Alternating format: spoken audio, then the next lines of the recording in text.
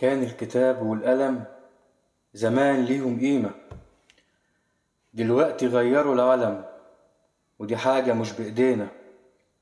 فرضوا علينا حاجات وصبح شبابنا عهات، وقبلنا من سكات والعولمة بترازينا.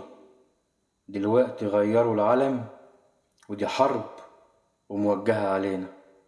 ما علينا، مطلوب منا أصلا السكات، ولا نحكي ولا نفتح في اللي فات، ونسيبهم مشغولين في المحتوى، ونسيبهم مشغولين في التليفونات. وتليفونات تليفونات تليفونات كلها ماشية وحاطة راسها في التليفونات.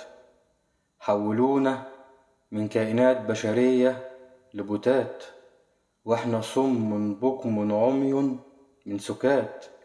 ضحكوا علينا وعولمونا، واحنا ليل نهار بنلف في الطاحونة.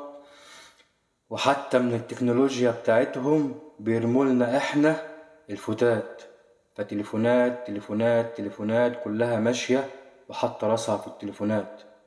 فارجع لأصلك، يلا ارجع لزمان، وسيبك من التكنولوجيا والعولمة. خليك في أمان، ده عالم افتراضي عاوز حد فاضي وبيعطل الإنسان. وخلي بالك عشان إدمان. فيلا ارجع لأصلك، يلا ارجع لزمان. ليه بقى؟ لأن انت الهدف وانت المقصود، وعينيهم عليك بقالهم ياما، مراقبينك ليل نهار ودايما مرصود. ونفسهم وبيتمنوا يشوفوك في دوامة، لكن بعدهم احنا دايما بقوة إيماننا وبكلمة الله أكبر أكبر منهم. وليهم في التاريخ عبرة، وليهم في التاريخ ألف علامة. ويمكرون ويمكر الله والله خير الماكرين. احنا دايما في سلام وفي رباط إلى يوم الدين. هذا وعد الله، ووعد الله حق. ادخلوها بسلام آمنين.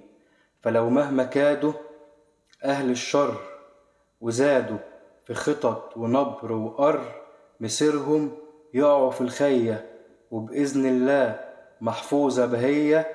واحنا في طريقنا مكملين، واللي يفكر يهوب ناحيتها يقول على روحه يا رحمن يا رحيم. فانت الهدف وانت المقصود، لكن ربك مطلع عليم وللحق معين. ارجع لأصلك. مصطفى شلبي.